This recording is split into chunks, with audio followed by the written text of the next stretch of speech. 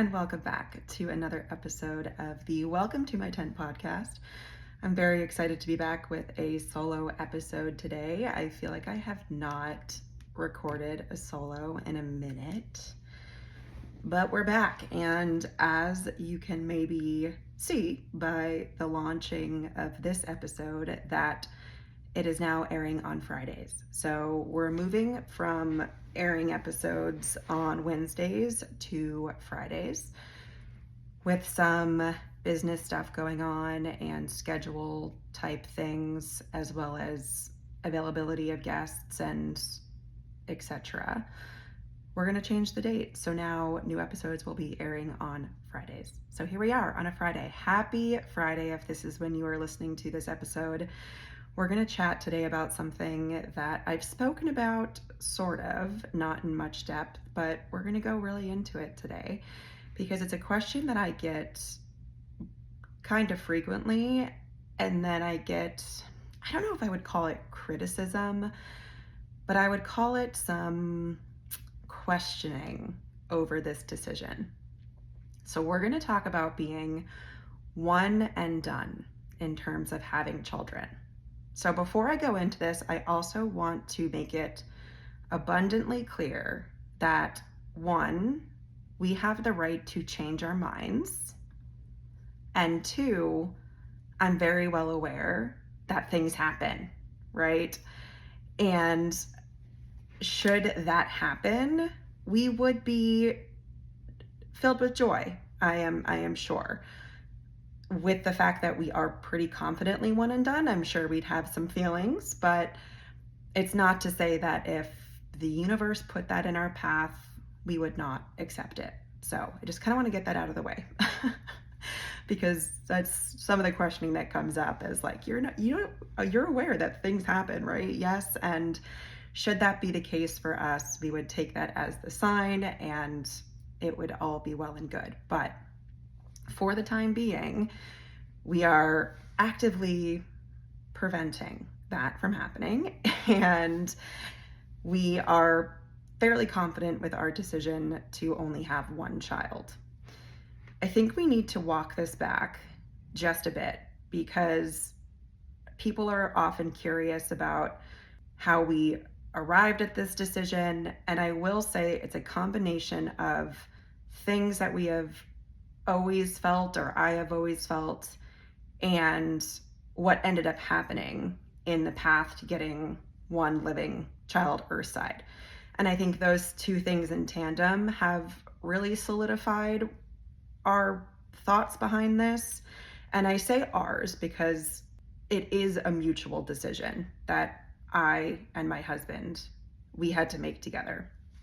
While he is acutely aware that my physical body is the one that goes through pregnancy and birthing a child, as well as, what's the word I'm looking for?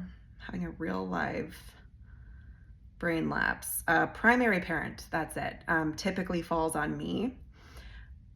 He also does get to have some say in the decision. He is the father, he is my husband, this is his family as well. So I think it's very valuable to get his input, and he also ultimately knows that I have more involvement in a lot of ways in both carrying, birthing, and then where things just fall that make sense with our family. So I also want to make that known where it's a conversation, but those things do need to be taken into account also, in my opinion. So we'll also start there. But growing up, I think people that I've spoken to, I think and you know if you do or do not want children typically.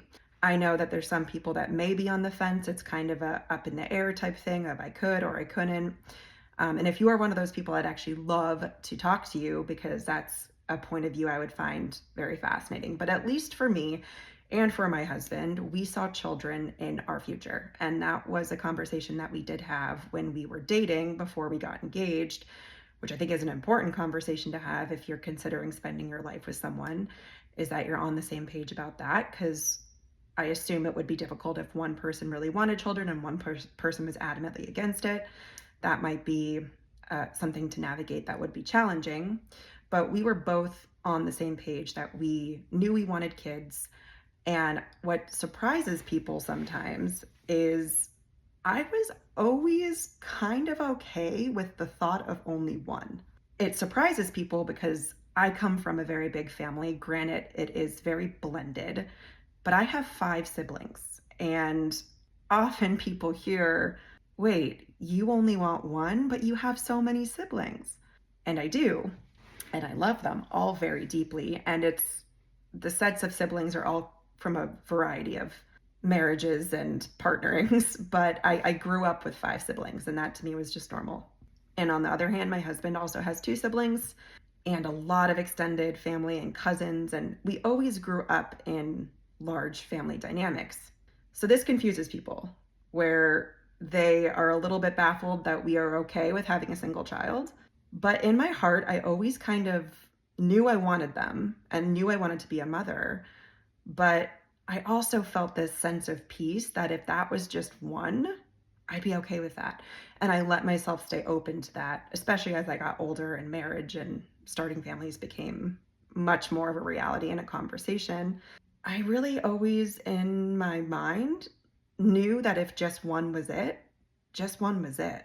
And that's where it all started. I never really saw myself envisioning this future with a set number of kids that I needed to have to feel complete.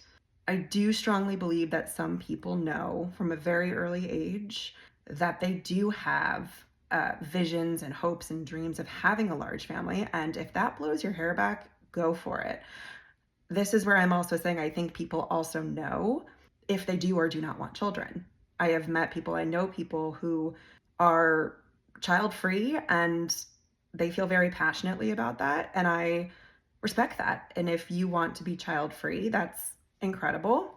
If that is what your, goals and dreams and all of that is if that's child free, by all means. But I do also know some people who have said to me, I always knew I wanted 3. When I closed my eyes and dreamed about what my family would be, it was 3. And to me, I just never felt that. I just never had that. I just knew at least the one. And I was confident and felt very secure about that. Now, let's talk about what also has solidified this decision. I have plenty of episodes on the challenges we experienced attempting to even just get the one child. Here, I have whole episodes on our infertility journey, IVF journey, all of that if you want to go back and take a listen. It was much more challenging than anticipated to have a baby, to just get the one. I never thought I would have problems. I was 30 when we started trying. It wasn't necessarily too long after we had gotten married. And I had always had predictable cycles. I was in good health, and it just wasn't happening for us. And I don't think that this is talked about enough. I think more people are starting to open the conversation around what it feels like to try to conceive. And I don't know, Dad, I'm sorry if you're listening to this, but in that, we tried for 14 months naturally, just the 2 of us, the good old fashioned way. And it became a very stressful situation because it becomes very unfun, where you're peeing on all these sticks and you're trying not to piss on your hands and looking at the ovulation strips. And then you get in this point where you're like, I really don't want to do this right now, but we have to. It becomes very unromantic sometimes. And it becomes very stressful, especially as you're entering month after month of not finding success. So we came up across these crossroads where everything that we're taught basically in school and sex education, I feel like is just so lacking, is that you basically have sex once and you get pregnant. And then when you go to try to get pregnant, it's a lot of people don't understand their bodies. I didn't. And then B, it's actually not as simple sometimes as that seems. So we had this journey of attempting that and then going down the infertility route and having to spend another year and a half in testing treatments, failed treatments. We had a miscarriage. And then ultimately, we were so blessed to get pregnant with my son. And at that point, we had been about almost 3 years into attempting to get this singular child to fruition. And I think this definitely has an impact on my feelings about having a single child. Just knowing that's what it took to get us one. I never want to have to repeat that. I really don't. This is where some people, I think, want to call me selfish because it is for my personal reasons that this plays a role in our decision, where mentally, emotionally, spiritually, physically, I won't do that again. I won't spend 3 years trying to get another baby Earthside. Not to mention, knowing that's what it took the first time, we would have to start doing that pretty much right away after my son was born. I was not in a position physically or mentally or emotionally to do that again. And that's okay. Now, I'm also aware that just because this is what happened the first time, it doesn't mean that it would happen again the second time. And that is true. We did find some things that were potentially not helping the cause of our infertility, but we never really figured out exactly why. I was unexplained infertility. So I don't know for certain if it would follow the same trajectory. There's no way that I would know unless we attempted. But I'm not willing to put myself through that again.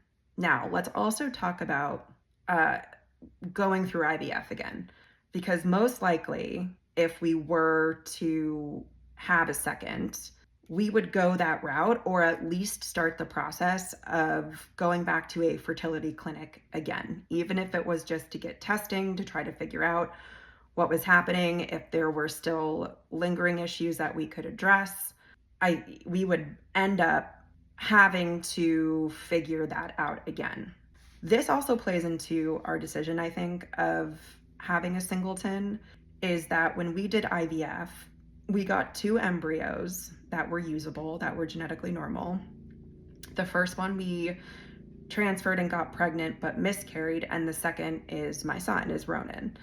But we're out of embryos. And I have to wonder sometimes if we had had a couple more that were usable and frozen, the transfer process of getting your body prepared to transfer an embryo is not as intense or invasive as the egg retrieval process. So actually injecting yourself with all the hormones and getting all of the eggs out and getting them fertilized and then having to transfer. It would just be the second part of transferring a frozen embryo. And I have to sometimes wonder if we had more, if I would attempt to use those and say whatever comes from these, but we used what we had. But we don't have anything left, and we would need to go through the process again. This is sometimes where people also question my motives or if I'm being selfish, because the frustrating thing about infertility and IVF as well is insurance typically sucks. We did have insurance for our first attempt, but it was a lifetime max. I think it was $30,000, which we blew through pretty quickly. If you are in the infertility world, sadly, you know that $30,000 actually is not a ton. And we still ended up probably paying about $20,000 of our own money once we exhausted insurance to get our son Earthside, right? So we're out of insurance, and to do the entire IVF process again, because like I said, we have no frozen embryos left, it would probably be about $50,000 to $60,000. So financially, I'm not really sure it makes sense to do IVF again, should that be what we need. It's not something I feel strongly enough about to put that money down. Is that selfish? That's up for you to decide. And if you decide that that is selfish of me, like, you can have your thoughts and feelings and opinions, but it's just not something that my husband and I feel is necessary, given the fact that we do feel very at peace with what we have. I've worked a lot of this infertility trauma in therapy trying to ensure that it wasn't clouding how I feel about our family and the size of our family. And I have come to the conclusion that I am very at peace with what we have. I have found immense gratitude for the fact that our transfer the second time was successful, that I have a healthy son, that I feel like we have completed that part of our family. I feel like the three of us are small but mighty. And of course, infertility trauma may never totally leave me. I know in my heart, and I feel confident in the sense that that's not the sole reason I'm not doing this. It's not the only factor that goes into me saying I'm done having kids. I also want to talk about the fact that logistically, children are a lot. I love my son to the ends of the earth, but raising children is difficult, especially as two working parents. I also feel so at peace that the fact that I just have Ronan gives me the ability to put all of my energy into him. I feel like I am a better mother when I can have that focus on giving him all of the love and enrichment he needs to thrive. And again, that's just something that I feel very at peace on. So it does connect. I'm not going to lie and say it doesn't. I often also have to wonder if we never went through infertility, if we got pregnant, no problem, if I would then be more inclined to do it again. Again, there's no guarantee what happens the first time happens the second. I know plenty of people that have experienced challenges with their second when they didn't with their first. And that's what I have to live in the uncertainty on. I don't live in the uncertainty that I feel very complete with my son. I live with the uncertainty of, well, what if we never had infertility? What if we wouldn't experience a challenge again? But the first thing is we'll never know what it was like to not struggle because that already happened. That already exists. And unless we felt very strongly about having a second, we'll probably not know if we would struggle again. And I have to be okay with that. Now, I preface this in the beginning of the episode. We also have the right to change our mind.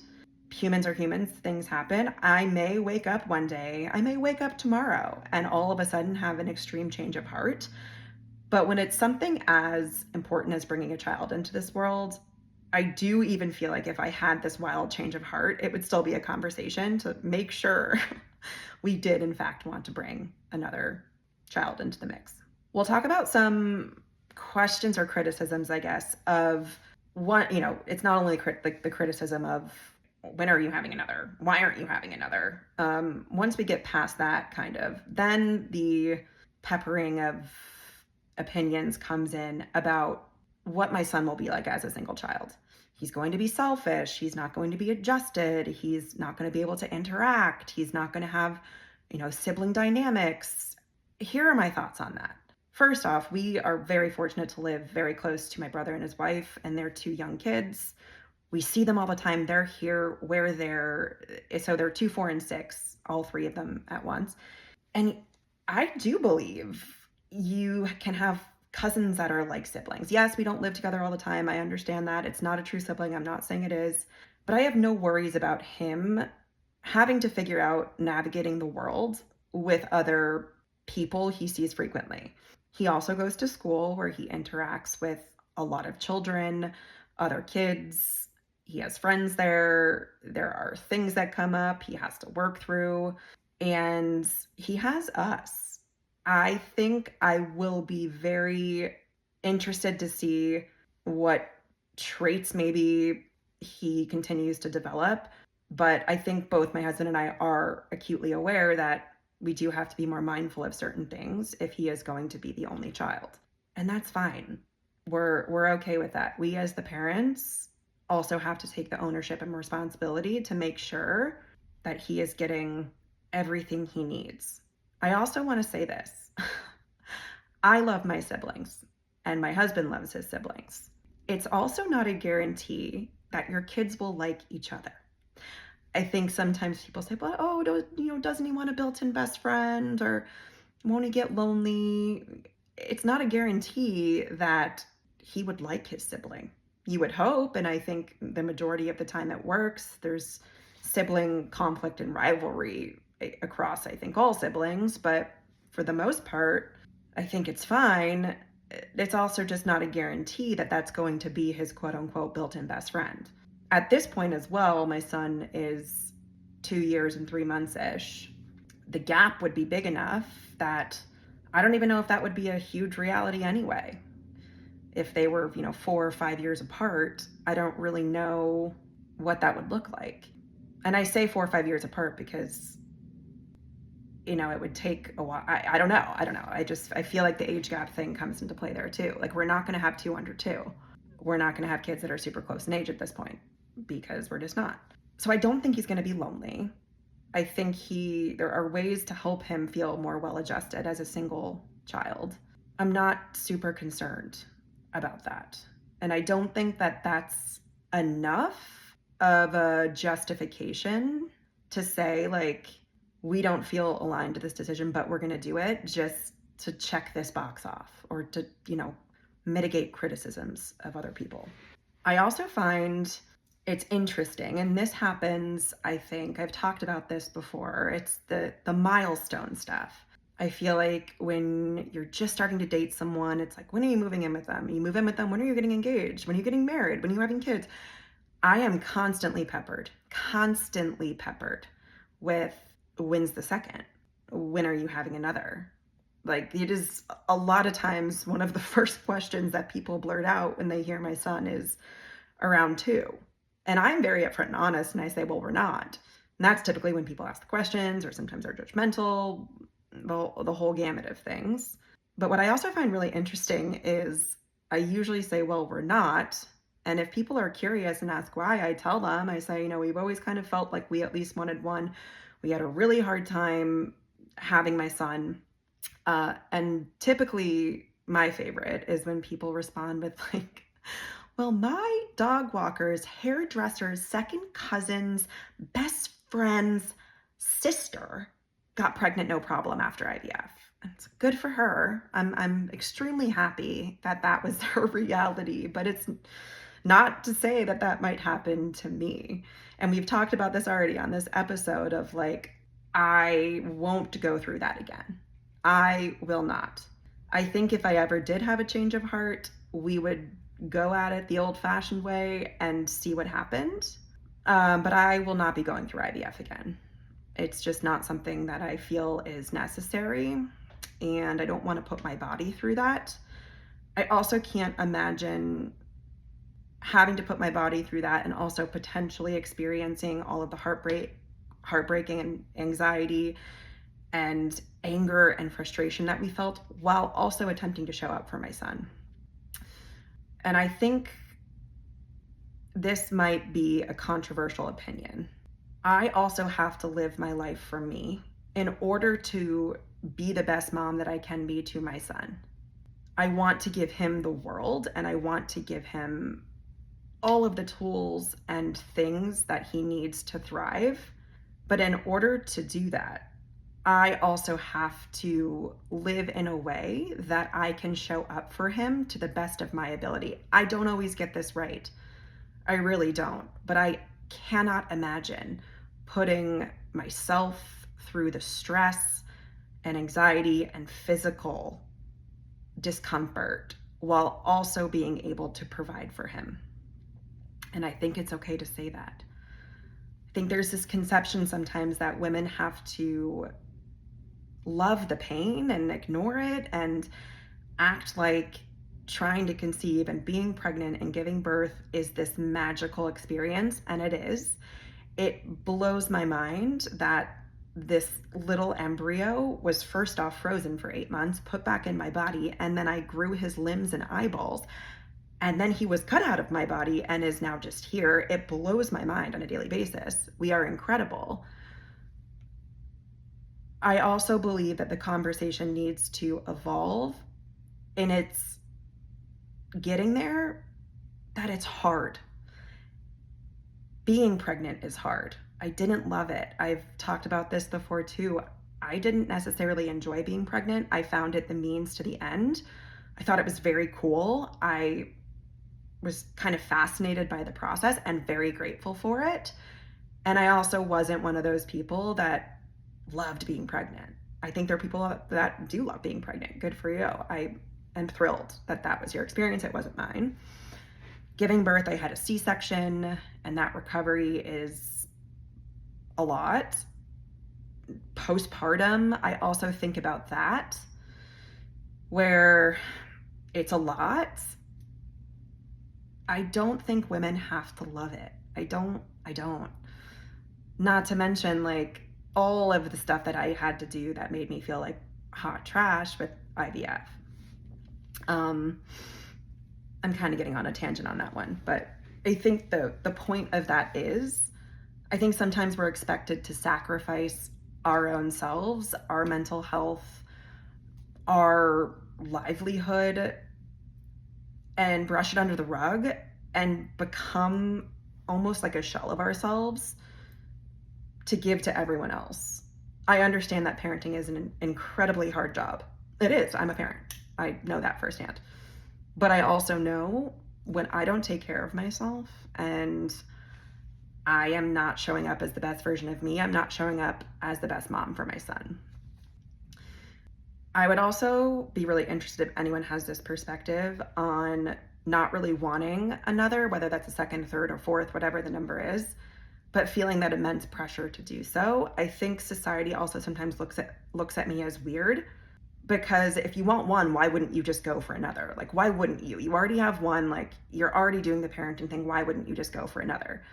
And I challenge that because I think that's more of a societal thing over people having the autonomy to make decisions for their family. I maybe think it's getting a little bit more common to have just one. I think the conversation around how expensive it is to be a human, what children demand, need, people that are experiencing infertility, like, I think it's becoming a little bit more common to have one. But I don't really believe I grew up in the generation. I can't think, I know maybe a couple people I can think off the top of my head that are only children that grew up in our generation. I'm 35. I do think it's becoming a little bit more common now. But it becomes very clear to me when, like, the first question a lot of people ask me is like, when's the second? It's like, why is that the first thing that you question? Maybe think about it. But I think that's why it's important to open these conversations and maybe hear the perspective of someone that is confidently done with having kids. That's kind of how I feel about that. But I do not feel like we have to lose ourselves in motherhood, whether you want one or you want five. You can have as many or as few kids as you want. But I don't think just because it's more quote unquote normal to have numerous, that everyone has to do it. So that's that. So these were my thoughts.